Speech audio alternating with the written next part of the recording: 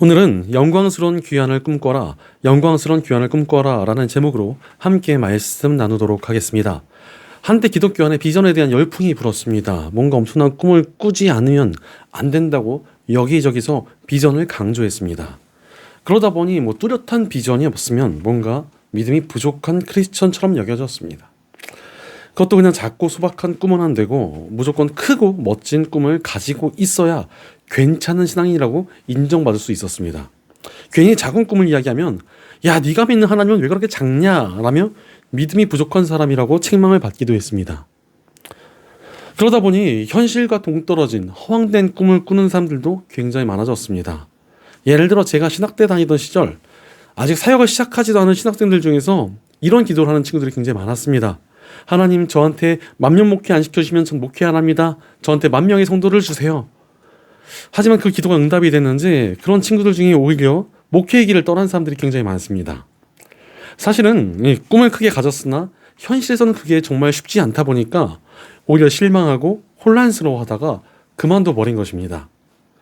실제로도 이 허황된 꿈이 사람들을 망가뜨리는 것을 굉장히 많이 보았습니다. 오늘 말씀 19절도 성실한 사람과 달리 헛된 꿈을 꾸면 매우 고생할 것이라고 말씀하고 계십니다. 실제로 허황된 꿈을 꾸는 것의 문제는 사람을 굉장히 비현실적으로 만들어 버린다는 것입니다. 그래서 성실하지 못하게 되고 또 헛된 것을 쫓게 됩니다. 최근에 주식, 코인, 부동산 등등 여러 가지 투자 열풍이 불었습니다. 심지어 빚을 내서라도 어마어마하게 투자하신 분들이 많았습니다. 또 그렇게 좀 무리한 투자를 하신 분들 중에서는 다른 투자를 안 하는 사람들에게 가서 야, 바보 같다, 어리석다, 내가 부자 되는 것을 보고 후회하지 말아라, 이런 말을 하시는 분들도 적지 않았습니다. 그런데 그렇게 투자하신다는 분들 중에서 제가 좀 유심히 살펴보니까 정말 열심히 그것에 대해 공부하시는 분들을 거의 보질 못했습니다. 인터넷 게시판 글이나 유튜브 영상 몇 개 본 다음에 자기가 투자의 고수가 된 줄 아시는 분들이 굉장히 많았던 것 같습니다. 그러다가 지금처럼 경제적 위기 상황이 오고 무리하게 투자했던 것들이 급락하니까 절망하고 고통스러워 하시는 분들이 너무나 많아져서 굉장히 가슴이 아픕니다. 허황된 꿈이 사람들로 하여금 무리하게 만들고 그들의 인생을 어려운 중에 빠뜨렸습니다. 사실 왜 빚까지 내가지고 무리한 투자를 합니까? 그것을 통해서 엄청난 이득을 얻을 수 있다는 이 허황된 꿈을 가지고 있기 때문입니다. 그렇다면은 무조건 크고 거대한 꿈이라면 그것은 다 허황된 꿈입니까? 그렇지 않습니다. 바른 꿈이라면 얼마든지 커도 좋습니다. 사실 비전에 대해 이야기할 때 가장 중요한 핵심이 있는데 이것을 놓친 것이 굉장히 큰 문제였다고 생각을 합니다. 하나님의 뜻과 일치된 꿈이라면 그것은 큰 꿈이어도 바른 꿈입니다. 그렇다면 무엇이 허황된 꿈이고 무엇이 바른 꿈이겠습니까? 오늘 말씀 20절은 신실한 사람은 많은 복을 받지만 속히 부자가 되려는 사람은 벌을 면하지 못한다라고 말씀하고 계십니다. 인생에는 두 가지의 선택지가 있습니다. 바로 자기 이득을 위해 살아가느냐, 아니면 하나님께 신실하기 위해 살아가느냐입니다. 그런데 자기 이득을 위해 살아간다면 그 사람이 꾸는 꿈은 허황된 꿈이 됩니다. 심지어 믿음이 좋은 것처럼 포장하지만 실상은 자신의 이득을 쫓는 사람들도 굉장히 많습니다. 말로는 하나님을 위한다고 하는데 정작 하나님을 이용해서 내가 더 큰 이득을 보고 싶어 하는 것입니다. 세상에서 11조를 가장 많이 하는 사람이 되고 싶어요 라고 말하면서 정작 나머지 90%는 내가 마음껏 누리며 사치스럽게 살고 싶어 합니다. 하나님의 영광을 높이기 위해 성공하고 싶다고 말을 하지만 정작 자신이 성공이라는 열매를 얻어서 그것을 가지고 남들보다 좀 잘나고 싶고 내 자존감을 채우고 싶어 합니다. 10,000명 목회하고 싶다고 하면서 정작 자신이 소위 잘 나가는 목회자가 되고 싶어 하는 것입니다. 말로는 하나님을 위한다고 하면서 솔직한 마음으로는 자신을 위하는 모든 꿈들은 허황된 꿈입니다. 반대로 아무리 큰 일이어도 그것이 정말 하나님과 하나님 나라라는 중심이 확고히 자리 잡고 있다면 그것은 바른 비전이 될 수 있습니다. 사실 오직 하나님과 하나님 나라를 위한다는 중심이 사라지고 큰 꿈만을 강조했기에 기독교 안의 꿈 타령이 수많은 부작용을 낳았던 것입니다. 자, 오늘 말씀 23절은 아첨하는 사람보다 바르게 꾸짖는 사람이 나중에 고맙다는 말을 듣는다라고 말씀하고 계십니다. 솔직히 목회자 입장에서는 복받고 잘 될 것이고 여러분의 꿈을 응원합니다 라는 설교를 하기는 정말 쉽습니다. 그런 설교를 싫어하는 사람 거의 없고요. 오히려 그런 설교를 하면 굉장히 인기를 끌기 때문에 그렇습니다. 하지만 예수님의 종된 마음, 순종과 충성을 설교하기는 너무나 어렵습니다. 그것을 쓴소리처럼 받아들이는 사람들이 너무나도 많기 때문입니다. 실제로 또 제 입장에서도 한 주간도 이 세상에서 고생하면서 일하고 여기저기서 치며 고생하고 온 그 성도들의 상황을 다 알고 있는데, 또 그렇게 또 그분들이 예배에 오셨는데 기왕이면 좀 위로의 메시지만 전하고 싶다라는 생각이 들 때도 있습니다. 하지만 이 땅이 전부가 아니지 않습니까? 저는 저 하나님 나라에 우리 성도님들과 함께 정말 영광스럽게 돌아가고 싶습니다. 우리가 함께 예수님 앞에 나아가서 정말 그분께 너희가 정말 수고 많았다, 너희가 정말 충성을 다했다라는 인정을 받으며 환대를 받게 되는 것이 저의 꿈입니다. 저는 그래서 오늘도 아픈 마음으로 이 충성을 외칠 수밖에 없습니다. 충성된 삶을 살아야만 우리가 하나님 나라에 함께 영광스럽게 귀향할 수 있기 때문입니다. 우리가 그런 충성되고 바른 비전을 품으려면 우리는 청지기의 자세로 꿈을 꿔야 합니다. 내 삶이란 하나님께서 잠시 맡겨둔 것이고 이것을 주인 되신 하나님을 위해서 잘 가꾸어 간다는 충성된 청지기의 마음이 우리의 삶을 바른 방향으로 이끌어갑니다. 성경은 명확하게 우리에게 이 땅의 유연함과 하나님 나라의 존재에 대해서 가르쳐주고 계십니다. 그것을 가르쳐주신 이유는 우리는 이 땅에서 잘 먹고 잘 사는 것을 목표로 해서는 안 되고 하나님 나라로 해서 이 잠시 맡겨진 삶을 잘 살아내야 된다는 것을 알려주시기 위함입니다. 따라서 우리들에게 있어서 이 땅에서의 삶이란 영원한 하나님 나라를 준비하는 시간입니다. 그러니 하나님의 일이 이루어지는 것을 절대적인 우선순위를 잡는 이 목표가 있다면 우리가 아무리 큰 꿈을 꾸어도 그것은 허황되지 않습니다. 우리를 이 땅에 주신 하나님의 뜻에 충성스럽게 동참하는 것이기 때문입니다. 나를 통해서 많은 영혼들이 구원받고 교회가 바로 세워지고 더 많은 영혼들이 복음을 알게 되고 선교에 헌신하게 되고 하나님의 나라가 세워지는 것이 내 꿈이라면, 그것에 내 꿈이 집중되어 있다면 그것은 아무리 커도 하나님께서 기뻐하시는 꿈이지 않겠습니까? 그러니 나의 이득이 아니라 하나님의 일을 중심에 두며 충성된 삶을 사시기 바랍니다. 그럼에도 불구하고 우리는 나의 이득을 얻는 것에 마음을 빼앗길 때가 참 많습니다. 왜 그렇습니까? 이득을 얻을 때 누릴 수 있는 기쁨이 결코 작지 않기 때문에 그렇습니다. 뭔가 많은 이득을 얻어서 내가 좋은 것을 누리고 살면 솔직히 기분이 좋습니다. 당연히 옷을 입어도 저렴한 옷보다는 명품이 질도 좋아 보이고 폼도 납니다.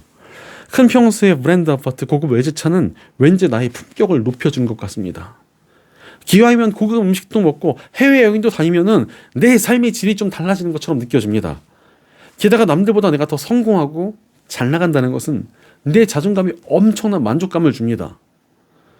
그러니 사람들은 자신의 이득을 쫓는 허황된 꿈을 꾸면서 어떻게든 자신이 그 많은 이득들을 얻을 수 있게 되기를 간절히 바랍니다. 하지만 허황된 꿈은 반드시 문제를 일으키게 됩니다.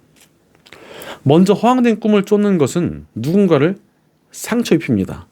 자, 오늘 말씀 15절은 백성들을 억압하는 악한 통치자는 맹수와 같다고 말씀하십니다.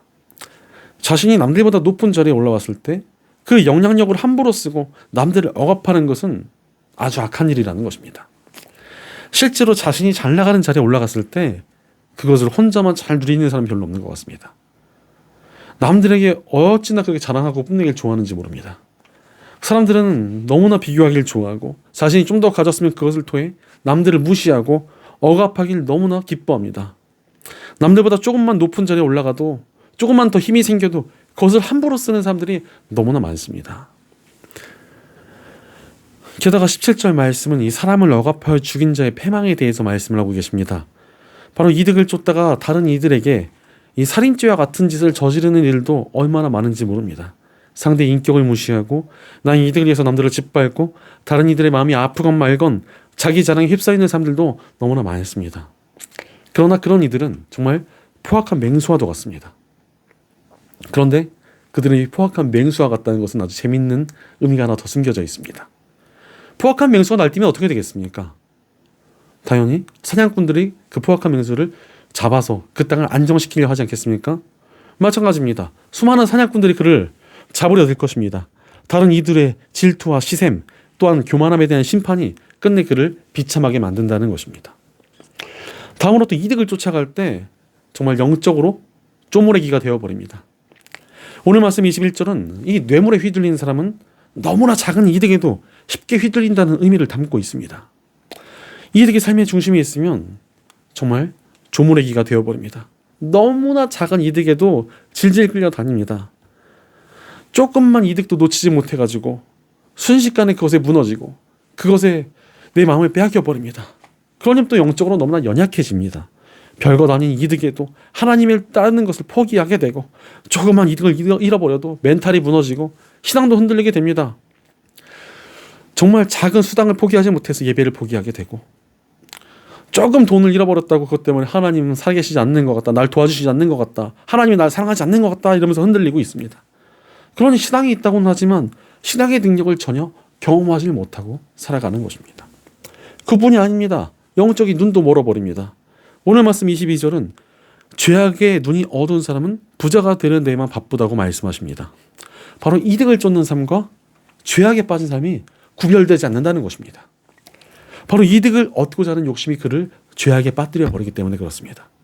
그래서 이득을 쫓다 보면 영적인 눈이 완전히 가려진 채로 어두운 죄의 길을 향해서 걸어가게 됩니다. 그러니 그 인생이 제대로 될 리가 있겠습니까? 이득을 쫓는 인생은 다른 이들을 상처 입히고 영적으로 연약해지며 영적인 시야를 잃어버리게 되기에 그의 삶을 넘어질 수밖에 없게 만듭니다. 그래서 오늘 말씀 18절은 그릇된 길을 따라가다 보면 언젠가는 한번 반드시 넘어진다고 말씀하십니다. 잘못된 길로 걸어가는 사람들은 반드시 무너질 때가 옵니다. 잠깐 잘 되는 것처럼 보일 수는 있으나 그 인생은 물이 스며들어 있는 기계처럼 점점 망가지며 고장나 버리는 길로 가게 될 것입니다. 물론 가끔 악한 사람이 멀쩡히 잘 살다가 편안한 최후를 맞는 것처럼 보일 때도 있습니다. 그러나 오늘 말씀처럼 한 번은 넘어집니다. 아무리 이 땅에서 삶에서 넘어지지 않았다고 해도 하나님 나라의 문 앞에서는 넘어질 수밖에 없습니다. 바로 하나님 나라 임할 때 그가 행하고 살아온 대로 갚아질 것이기 때문에 그렇습니다. 그러니 차라리 이득과 욕심을 쫓다가 이 땅에서 넘어지는 것은 은혜로운 일입니다. 돌이킬 기회라도 있기 때문에 그렇습니다. 그러나 하나님 나라의 문 앞에서는 다시 돌이킬 기회란 존재하지 않습니다. 이러한 관점에서 볼 때 이득과 성공과 욕심을 따라 사는 게 옳습니까? 절대 그렇지 않습니다. 준비되지 않은 채로 주어지는 모든 성공과 부유함은 오히려 우리에게 저주가 될 수 있습니다. 바른 중심이 없이 가지게 되는 모든 성공과 부유함들이 오히려 우리를 망치는 함정이 된다는 것입니다. 오늘 말씀 16절은 통치자에게 지혜가 필요하다는 것에 대해 말씀해 주고 계십니다. 사실 통치자라는 것은 남들보다 훨씬 높은 자리이고 성공과 부유함이 보장되어 있다는 의미입니다. 그러나 그 자리에서 지혜롭게 살지 못하면 오히려 자신의 삶이 망가지게 됩니다. 실제로 사울 왕을 보면 시골 출신의 순진한 청년이 이스라엘의 첫 번째 왕이 된다는 영광을 누리게 되었습니다. 그러나 그는 그 자리를 감당할 지혜를 붙들지 않았습니다. 오히려 힘 있는 사람들을 끌어모았고 그들이 자신의 자리를 지켜줄 것이라 믿었습니다. 하지만 그 힘 있다는 사람들은 사울을 지켜주지 못합니다. 그래서 그는 전쟁에서 패한 채 비참하게 스스로 목숨을 끊게 됩니다.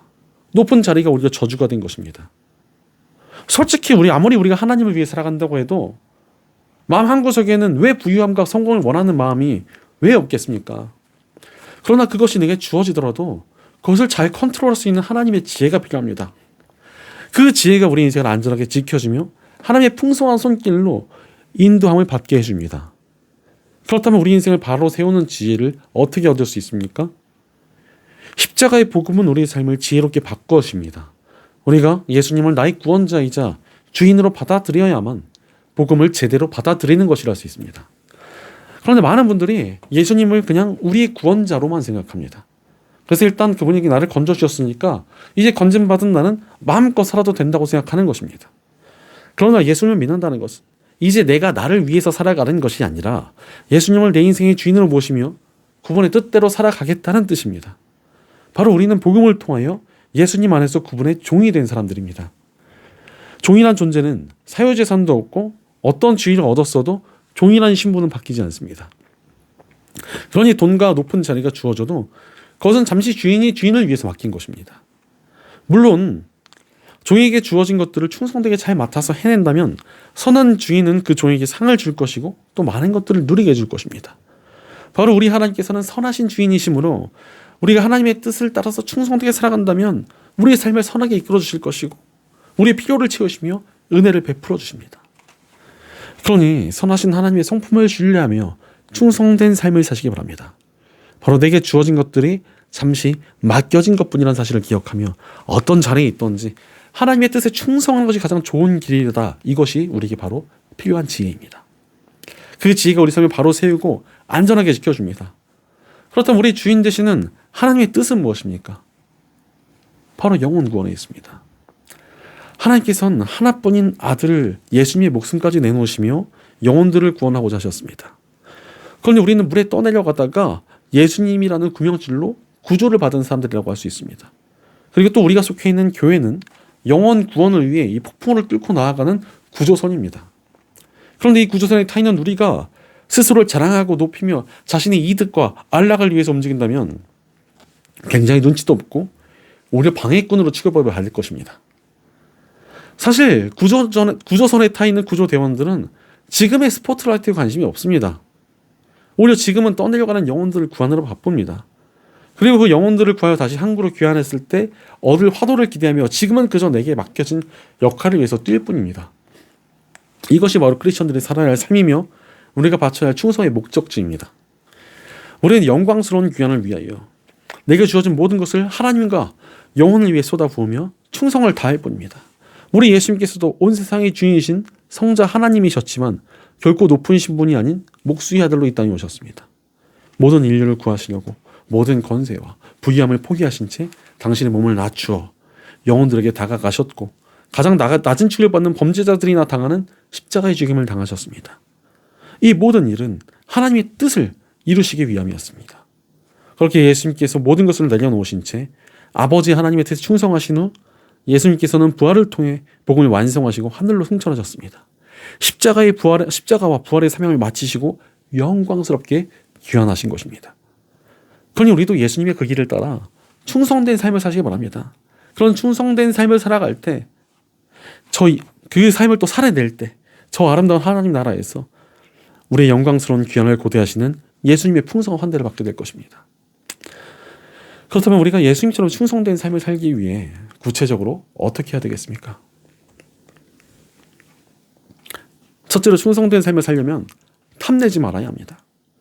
하나님께 충성하는 마음을 가장 방해하는 지독한 적이 무엇입니까? 바로 탐욕입니다. 특히 다른 이들의 것을 탐하는 것에서 죄와 욕심이 시작됩니다. 오늘 말씀 24절은 부모의 재산을 빼앗은 이들을 강하게 책망하는 말씀이 나옵니다. 물론 많은 부모님들은 자녀에게 재산을 남겨주고 싶어 하십니다. 그러나 그것을 애초부터 자기 것처럼 대해서는 안 된다는 것입니다. 아무리 가까운 사이라도 내 것이 아닌 것을 탐하지 말라는 것입니다. 왜냐하면 25절 말씀처럼 욕심은 인생을 어렵게 만들기 때문에 그렇습니다. 실제로 욕심에 사로잡힌 사람들은 어떻습니까? 남들의 가진 것과 내가 가진 것을 비교하고 또 부러워하며 경쟁과 고통에 시달리며 살아갑니다. 그러니 하나님의 뜻을 이루고 영혼을 구하는 일을 도저히 할 수가 없습니다. 영혼에 대한 사랑과 구원에 대한 열정 대신 질투와 부러움이 그의 마음속에 가득 차 있기 때문에 그렇습니다. 사실 현 시대의 사람들을 가장 괴롭게 만드는 것은 배고픈 고통이 아니라 배 아픈 고통입니다. 정말 먹고 살기 어려워서 힘든 사람들보다는 남보다 못 먹고 살아서 힘들어하는 사람들이 너무나 많습니다. 그래서 결혼을 해도 남들과 비교하고 직장을 가고 집을 사도 남들과 비교하며 살아갑니다. 내 배우자가 낫나, 내 집이 낫나, 내 직장이 낫나 이러면서 하루 종일 비교만 하고 있습니다. 그런 비교의식에 빠져있는 탐욕스러운 분들과 만나면 정말 너무나 피곤합니다. 만나자마자 사람을 위아래로 다 스캔하고 뭐 입었는지 또 주변에 무슨 일이 있었는지 계속 스캔하고 비교하니까 숨이 막힙니다. 그런데 또 그 본인은 또 얼마나 괴롭겠습니까? 하지만 반대로 하나님을 의지하며 하나님의 뜻대로 사는 사람은 하나님께서 주시는 풍성함을 누립니다. 그의 필요를 하나님께서 책임져 주시고 그의 삶을 복되게 하시며 하나님의 뜻을 이루어갈 때 얻는 풍성한 만족감을 주십니다. 실제로 하나님을 위한 사명을 따라 사는 분들을 만나면 굉장히 다릅니다. 남들과 비교하거나 욕심을 부리지 않고 하나님께서 맡겨주신 이 사명과 영혼에 집중되어 있으니까 많은 대화에도 스트레스 받지 않고 오히려 마음이 편하고 행복해집니다. 그러니 그분들은 또 자신의 삶 속에서는 또 얼마나 행복하시겠습니까? 심지어 그렇게 욕심도 없고 비교의식도 없이 살아가지만 오히려 하나님께서 선한 것들을 채우시고 인도해 주시는 것을 보게 됩니다. 하나님께서는 선하고 충성된 이들을 책임지시는 선하신 분이시기 때문에 그렇습니다. 그러니 모든 비교의식과 탐욕을 내려놓고 충성된 삶을 사시기 바랍니다. 비교하고 욕심을 부리는 대신 사명과 영혼을 바라보며 하늘의 가치를 쫓아 사는 저와 여러분 되시기를 간절히 축원합니다. 둘째로, 충성된 삶을 살려면 잘 쓸 줄 아는 사람이 되어야 합니다. 하나님께 충성된 삶을 살기 위해 가장 잘 해야 되는 것이 무엇이겠습니까? 하나님께서 내게 맡겨주신 것을 잘 사용할 줄 알아야 됩니다. 영혼을 구하고 하나님 나라를 이루어가는 사명은 자신에게 주어진 자원과 이 자리들을 사명을 위해서 잘 쓰는 사람만이 이루어갈 수 있습니다. 그래서 오늘 말씀 27절은 남을 잘 돕는 사람과 인색한 사람에 대해 말씀하고 계십니다. 사실 부자가 되고자 하고 이득을 추구하는 사람은 굉장히 인색해집니다. 그래야 더 많은 이득을 취할 수 있다고 믿으며 자신의 것을 자기가 다 움켜쥐고 싶어 합니다. 그러나 그것은 너무나 어리석은 일입니다. 오히려 자기가 움켜쥐려는 것들은 눈송이를 쥐고 있는 것처럼 다 사라지게 될 것입니다. 하나님께서 우리에게 무엇인가 맡기실 때는 그것을 흘러가게 하시기 위함입니다. 그런데 그것을 내가 다 쥐고 있으려고 하니까 그것을 다 흩어버리실 수밖에 없는 것입니다. 예를 들어 초대교회 때 예루살렘 교회는 거대한 세력을 이루었고 힘을 가지게 되었습니다. 그런 그들이 똘똘 뭉쳐서 영향력을 과시하고만 있으니 하나님께서는 그들이 예루살렘을 떠나 전 세계로 흩어지도록 만들어 버리십니다. 그러자 그들이 가지고 있던 복음이 온 세상을 향해서 뻗어나가기 시작했습니다. 그러니 우리도 흩어짐을 당하기 전에 알아서 가지고 있는 것들을 청지기답게 하나님의 뜻을 이루는 일에 자 흘려보내시기 바랍니다. 그러면 오히려 그 삶을 하나님께서 책임져 주실 것입니다. 오늘 말씀 28절은 악인과 의인을 비교하며 말씀하십니다. 악인은 마치 가시나무 같아서 그가 크게 자라면 사람들이 다 고통받고 다 피합니다. 그러나 의인은 큰 나무의 그늘과 같아서 영혼들을 품습니다. 그럼 의인의 삶을 살 수 있는 사람은 하나님의 뜻대로 자신에게 맡겨진 것들을 잘 흘려보내는 사람입니다. 그리고 그런 삶을 사는 사람이 바로 하나님의 뜻을 이루는 사명자라고 할 수 있습니다. 저는 최근에 굉장히 큰 충격을 받았습니다. 행신침례교회에 김관성 목사님이라는 분이 설교 도중에 이런 말씀을 하십니다. 우리 교회는 지난 7년간 충분히 성장했습니다. 교회는 교회를 낳아야 합니다. 새로운 교회를 개척해야 하는 자리에 우리가 서 있습니다. 이런 코로나 시기에 부교역자들을 교회 개척이라는 사지로 몰아넣는 것은 하나님께서 기뻐하시는 시도라고 생각하지 않습니다. 저와 저희 가족이 다시 교회 개척에 나서겠습니다. 저를 보내주십시오. 저는 주님께서 저에게 주신 소명의 길에 저희 남은 인생을 내던지는 데 드리기를 원합니다. 담임 목회를 하시던 분이 후배 부목사님께 담임 목사직을 물려주시고 새로운 교회 개척을 위해 멀리 떠나시겠다는 것이었습니다. 자신이 이루어낸 것을 다 흘려보내고 주님의 뜻을 위해 살아가겠다고 선언하신 것입니다. 그러면서 욕망은 사향성의 삶은, 소명은 하향성의 삶을 추구합니다라고 말을 하십니다. 세상에 있는 많은 사람들은 자신이 이룬 것을 또 그렇게 자기가 가지게 된 것을 자기가 누리고 지키느라 정말 목숨을 겁니다. 그러나 이렇게 소명을 위해서 자신의 것을 흘려보내는 이의 모습이 얼마나 아름답습니까? 정말 부족한 모습을 보였던 교회와 목회자들에게 실망했던 분들이 정말 이분을 통해서 다시 위로와 희망을 얻을 수도 있지 않겠습니까? 이런 흘려보냄을 통해 하나님의 영광은 높아질 수밖에 없습니다. 흘려보내는 이들이 있을 때 영혼들도 돌아오게 됩니다. 다르게 살라고 말하는 우리가 진짜 다르게 살 때 우리가 전하는 복음의 능력도 달라지게 되기 때문입니다. 우리 크리스천들이 좀 더 베풀고 좀 더 섬기고 좀 더 희생하면 우리가 전하는 복음에 힘이 실립니다. 그러니 나의 것을 흘려보내며 충성된 삶을 사시기 바랍니다. 내 것을 움켜쥐는 대신 하나님의 영광을 위해 청지기답게 흘려보내며 하늘의 가치를 쫓아 사는 저 여러분 되시기를 간절히 축원합니다. 셋째로 충성된 삶을 살려면 인간적인 판단을 내려놓아야 합니다. 우리가 나의 것을 어떻게 흘려보낼 수 있습니까? 인간적인 판단을 내려놓을 때만 가능합니다. 인간적인 판단으로는 솔직히 자신의 것을 도무지 내려놓을 수가 없습니다. 오늘 말씀 26절은 자기의 생각만을 신뢰하는 사람은 미련한 사람이지만 지혜롭게 사는 사람은 구원을 얻는다라고 말씀하십니다. 이득과 탐욕을 쫓는 이들은 자신이 구하는 부와 성공이 자신을 지켜줄 것이라 믿습니다. 그러나 이것은 인간적인 판단이며 자신의 생각을 믿는 미련한 일입니다. 반대로 참 지혜이신 우리 예수님을 쫓는 분들은 하나님의 뜻대로 살면 하나님께서 우리 삶을 책임져 주실 것이라 믿습니다. 그리고 그런 믿음을 가진 사람들을 하나님께서는 결코 버려두지 않으십니다. 바로 자신의 생각이 아닌 예수님을 쫓아 사는 사람, 나는 죽고 예수로 사는 사람을 책임지시는 분이 우리 하나님이십니다. 사실 우리는 예수님의 십자가를 쫓지 않고서는 온전히 살아갈 수 없습니다. 십자가라는 것은 철저한 죽음을 전제하기 때문입니다. 십자가에서 예수님과 함께 죽어진 사람에게 헛된 헛된 무슨 소용이고, 또 사라져버릴 욕망은 또 무슨 의미가 있겠습니까? 비교의식은 또 무슨 의미가 있겠습니까? 죽은 자에게는 세상의 가치가 무의미합니다. 다만 무엇을 위해 죽었는가만 남습니다. 국정원에 가면은 이름 없는 별이 19개가 새겨져 있다고 합니다. 바로 이 나라의 비밀 요원들이 이름도 빛도 없이 이 나라를 지키다가 19분이나 순직했다는 의미입니다. 나라를 위해 자신을 완전히 내려놓은 그 희생으로 이 나라가 지켜졌고, 우리들은 지금 평화를 누리고 있는 것입니다. 하나님 나라의 사명을 쫓는 이들도 이와 같습니다. 자신의 이름과 이득보다 하나님 나라를 세우는 그 일을 바라보는 것입니다. 영혼들을 구하고 예수의 이름을 높이기 위해 살아가는 이들을 통해 이 땅에 구원이 임하고 하나님 나라가 세워져 갑니다. 그런데 하나님께서 그런 인생들도 얼마나 기뻐하시겠습니까? 그들을 위해 하늘의 잔치를 예비하고 계시며 그 이름을 저 하늘나라의 별처럼 빛나게 하시고 이 땅에서도 그들을 책임져 주십니다. 오히려 내가 예수 그리스도를 따라 죽어졌는데 하나님께서 그들의 삶을 놀랍게 책임져 주시고 생명을 더해주시는 위대한 역사가 나타나는 것입니다. 그러니 영원한 하나님 나라의 가치를 품고 충성된 삶을 사시기 바랍니다. 그때 하나님께서 반드시 우리 인생을 사용하시고 책임져 주실 것입니다. 그러므로 인간적인 판단을 내려놓고 예수님을 따라 사명을 다하며 하늘의 가치를 쫓아 사는 저와 여러분 되시기를 간절히 축원합니다. 사랑하는 여러분, 하나님의 꿈을 품으며 살아가고 계십니까? 우리는 세상에 믿음 없는 사람들이 꾸는 허황된 꿈을 쫓아 살아야 할 인생들이 아닙니다. 우리는 하나님의 영광스러운 뜻에 쓰임받기 위해 이 땅을 살아가는 존귀한 사명자들입니다. 그러니 우리는 세상과 다른 온전하고 영광스러운 꿈을 꾸고 이루며 살아가야 합니다. 신학자 톰 라이트는 구원은 천국에 가는 것이 아니라 하나님의 새 하늘과 새 땅에서 새로운 생명으로 태어나는 것이다 라고 말했습니다. 바로 우리는 하나님 나라를 세워가며 새로운 생명을 지닌 사람답게 살아가야 합니다. 욕심과 성공과 이득과 부유함을 쫓는 인생이 아닌 새 생명을 따라 살아가야 한다는 것입니다. 사명을 쫓으며 나의 것을 흘려보내며 예수님을 쫓아 사는 새 생명의 삶으로 충성된 삶을 사시기 바랍니다. 그때 우리가 밟는 땅마다 하나님 나라가 세워져 갈 것입니다. 우리가 걷는 길을 통해 영혼들이 구원받고 교회가 온전케 되며 이 나라가 주님께로 돌아오며 열방이 회복될 것입니다.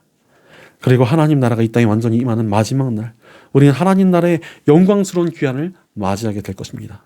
예수님께서 우리에게 수고했다, 나의 사랑하는 충성된 종아라고 우리를 부르시며 맞아주실 것입니다. 그날로부터 우리는 영원토록 우리 주님과 기쁨과 평안의 새 생명을 누리게 될 것입니다. 그러니 그날을 기대함으로 하나님 나라의 사명을 붙들며 정말 영광스러운 귀환을 바라며 충성된 삶을 사시기 바랍니다. 헛된 모든 꿈 내려놓고 하나님께서 맡겨주신 이 사명을 붙들며 충성스럽게 하늘의 가치를 쫓아 살아가는 하나님의 신실한 종들로 세워지는 저 여러분 되시기를 주의 이름으로 간절히 축원합니다. 기도하겠습니다. 언제나 우리를 선하신 손길로 보호하시고 인도하시는 하나님 감사합니다. 우리가 하나님이 완전하시며 선하신 인도하심을 잊고 허황된 꿈을 꾸며 나의 유익과 만족만을 위해 살아오진 않았는지 우리의 삶을 돌이켜봅니다. 그러나 이제 우리가 하나님의 꿈을 품기 원합니다. 하나님의 뜻을 이루며 하나님의 영광을 위하여 영혼들을 구하는 삶을 살게 하옵소서. 그 일을 위해 오직 사명을 쫓으며 나의 것을 내려놓고 예수님의 길을 온전히 따를 수 있도록 우리를 도와주시옵소서. 끝까지 충성된 마음을 지니고 주님을 따르도록 우리를 지켜주시옵소서. 우리 공동체 가운데도 함께해 주셔서 함께 사명을 이루며 충성을 다하게 도와주시옵소서.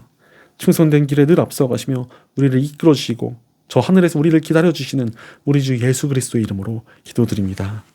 아멘.